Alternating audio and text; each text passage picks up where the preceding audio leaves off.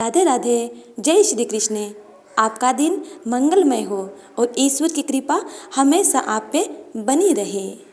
हिंदू पंचांग के अनुसार प्रत्येक वर्ष भाद्रपद माह के कृष्ण पक्ष की षष्ठी तिथि को हल षष्ठी का त्योहार मनाया जाता है। यह पर्व भगवान श्री कृष्ण के बड़े भाई श्री बलराम जी के जन्मोत्सव के रूप में मनाया जाता है। इसी दिन श्री बलराम जी का जन्म हुआ था। हल षष्ठी व्रत को कई क्षेत्रों में हल छठ या बलराम जयंती के नाम से भी जाना जाता है। यह व्रत माताएं अपनी संतान की दीर्घ आयु की कामना के लिए रखती हैं। पुत्रों की दीर्घ आयु और सुख संपन्नता के लिए हल षष्ठी का व्रत महत्वपूर्ण है। इस दिन माताएं सुबह स्नान आदि करने के बाद हल छठ का व्रत शुरू करती हैं और विधि विधान से पूजा करती हैं। लेकिन हल षष्ठी की पूजा में इससे जुड़ी व्रत कथा जरूर सुननी चाहिए, तभी व्रत का संपूर्ण फल प्राप्त होता है। आइए सुनते हैं हल षष्ठी व्रत कथा। प्राचीन समय में एक ग्वालिन थी। उसका प्रसव समय नजदीक था। एक तरफ वह प्रसव पीड़ा से व्याकुल थी तो दूसरी तरफ उसका मन दूध दही बेचने में लगा हुआ था, क्योंकि समय से दूध दही न बेचने पर वह खराब हो जाता है। यह सोचकर ग्वालिन दूध दही का मटका अपने सिर पर रखा और दूध दही बेचने के लिए घर से निकल गई। लेकिन कुछ दूर पहुंचने के बाद ही उसे असहनीय प्रसव पीड़ा शुरू हो गई।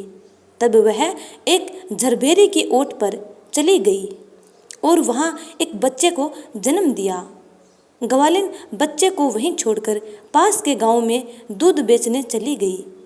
संयोग यह था कि उस दिन हल षष्ठी थी। ग्वालिन ने गाय और भैंस के दूध को मिलाकर गांव वालों को केवल भैंस का दूध बताकर बेच दिया। इधर झरबेरी के पास उसका नवजात शिशु अकेला था। उसके समीप एक किसान खेत में हल जोत रहा था। तभी किसान के बैल भड़क उठे और बच्चे पर हमला कर दिया, जिससे उसकी मृत्यु हो गई। इस घटना के बाद किसान डर गया और वहां से भाग गया।